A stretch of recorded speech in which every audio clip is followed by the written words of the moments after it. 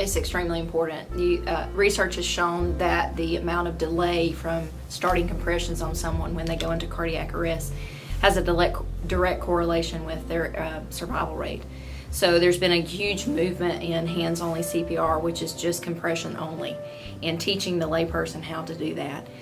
Any person can go online and they can look up hands-only CPR, and it tells them exactly where to put their hands, how hard to push, and the tempo to push. So legislation has even went out to high school students for them to learn CPR before they graduate high school, and that is effective in 2015. So it's effective this year.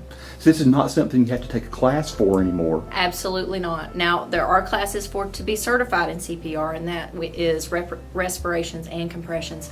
But the average layperson can learn how to do compression-only CPR, and it's extremely important and helps with survival rates. Just go online really and look for it then. That's right. Hands-only CPR, you can go to American Heart Association.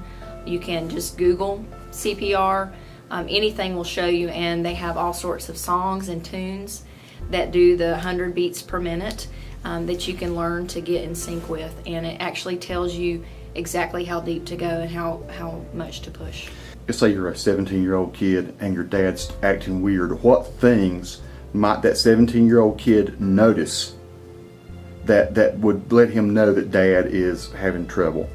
Well, first of all, breathing. You want to assess, number one, are they conscious? Number two, are they breathing? Number three, if they lose consciousness, knowing right away to call 911. That's extremely important to get healthcare personnel on the way.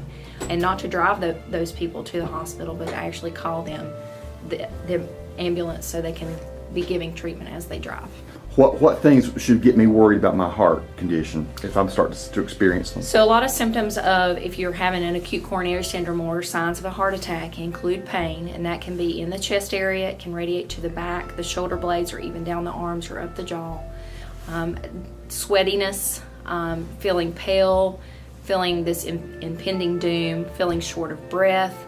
Those are all can be signs. Now, women, elderly, and diabetic do not always present the same way, and so their symptoms are a little bit vague. It can be more fatigue symptoms, nausea and vomiting. Again, just this diffuse kind of discomfort, not necessarily pain. So if you are diabetic or elderly, or you are a female, you need to pay particular attention to those sort of symptoms.